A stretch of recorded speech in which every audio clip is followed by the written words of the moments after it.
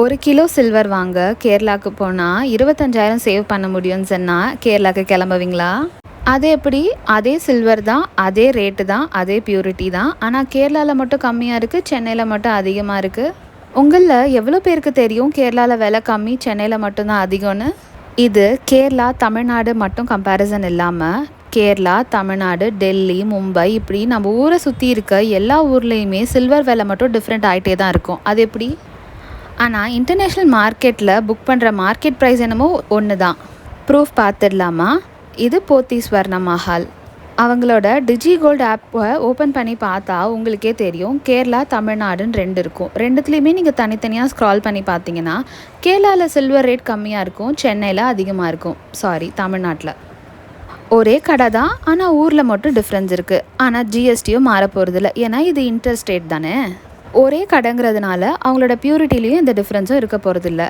ஜிஎஸ்டியும் அதே தான், பியூரிட்டியும் அதே தான், ஆனால் சில்வர் ரேட்டு மட்டும் கம்மி கூட இருக்குது. ஏன் இப்படி இருந்தோம் நம்மளால் அங்கே போய் வாங்க முடியுமா, இல்லை நம்ம இங்கே மட்டும்தான் வாங்க முடியுமான்ற டிஃப்ரென்ஸை பார்த்துடலாமா?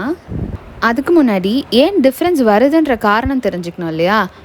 நான் ஆல்ரெடி சொன்ன மாதிரி இன்டர்நேஷ்னல் மார்க்கெட்டில் ஃபிக்ஸ் பண்ணுற ரேட் என்னமோ எல்லா ஸ்டேட்டுக்கும் ஒன்றா தான் இருக்கும். ஆனால் சேல் பண்ணுற ரேட் மட்டும் ஏன் மாறுது? அதுக்கு முக்கியமான காரணம் டீலரோட மார்ஜின் ப்ரைஸ் தான். கேரளாவில் காம்படிஷன் அதிகம், அதனால அவங்களோட மார்ஜின் கொஞ்சம் குறைவாகவே தான் இருக்கும். சென்னையில் சில நேரம் ப்ரீமியம் அதிகமாக இருக்கலாம். இது எப்போவுமே இதே ரேட் டிஃப்ரென்ஸ் இருக்குன்னு சொல்ல முடியாது. ஒரு நாள் ஏறும், ஒரு நாள் இறங்கும். சம்டைம்ஸ் கேரளாவில் அதிகமாக இருக்கும் சான்சஸ் இருக்குது. இது ஒரு பெர்மனன்ட் டிஃப்ரென்ஸ் கண்டிப்பாக கிடையாது. ஒரு நாள் ஏறலாம், ஒரு நாள் இறங்கலாம். 5 ரூபாயிலிருந்து எவ்வளோ வேணாலும் ஏறும், கூடும், குறையும், என்ன வேணாலும் நடக்கலாம். என்னதான் 1 கிலோ வாங்கும் போது நீங்கள் 25,000 சேவ் பண்ணலான்னு சொன்னாலுமே நீங்கள் போயிட்டு வர ட்ராவல் எக்ஸ்பென்சஸை கணக்கு பண்ணாமல் உங்களோட லாபத்தை கணக்கு பண்ணவே முடியாது.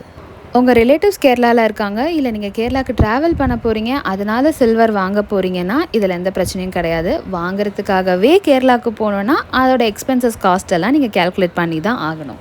அண்ட் ரொம்ப முக்கியமான விஷயம், 1 கிலோ வாங்கும் போது உங்களுக்கு 25,000 சேவ் ஆகுமே தவிர நீங்கள் ரொம்ப கம்மியாக வாங்க உங்களோட சேவிங்ஸ் பர்சன்டேஜ் ரொம்ப குறைவாக தான் இருக்கும். அதுக்காக நீங்கள் ட்ராவல் பண்ணணுமான்னு யோசிச்சுக்க தான் வேணும். இன்னொரு ரொம்ப முக்கியமான ஒரு விஷயம், இன்றைக்கி நீங்கள் விலையை 25 ரூபா கம்மியாக இருக்குன்னு பார்த்துட்டு நீங்கள் ட்ராவல் பண்ணணும்னு முடிவு பண்ணியிருந்தீங்கன்னா எப்படியும் நாளைக்கு இல்லை நாளன்னைக்கு போய் சேருவீங்க. நாளைக்கு விலை கூடிடுச்சோ இல்லை குறைஞ்சிடுச்சோன்னா உங்களோட லாபத்தில் கண்டிப்பாக டிஃப்ரென்ஸ் இருக்கும். ஒரு ஸ்மார்ட் பையர் லாபத்தை மட்டும் கேல்குலேட் பண்ணாமல் அது கூட நடக்கிற இன்டர்னல் காஸ்ட்டையும் கேல்குலேட் பண்ணால் மட்டும்தான் உங்களுக்கு ஃபைனல் ப்ராஃபிட் என்ன கிடைக்குதுன்றது தெரியும். இன்னொரு ரொம்ப முக்கியமான ஒரு விஷயம் பியூரிட்டி செக் பண்ணாமல் சில்வர் வாங்கவே கூடாது. ஏன்னா சில்வர் ரொம்ப ரிஸ்கியான ஒரு மெட்டல். 999 மார்க் இருந்தால் மட்டும்தான் நீங்கள் அந்த சில்வரை வாங்க முடியும். அண்ட் ப்ராப்பர் பில், ஏன்னா நீங்கள் ட்ராவல் பண்ண போகிறீங்க, இன்டர் ஸ்டேட் ட்ராவல் பண்ண போகிறீங்க. ஸோ பில் இல்லாமல் ஒரு சில்வரை நீங்கள் எக்ஸ்போர்ட் பண்ணவே முடியாது.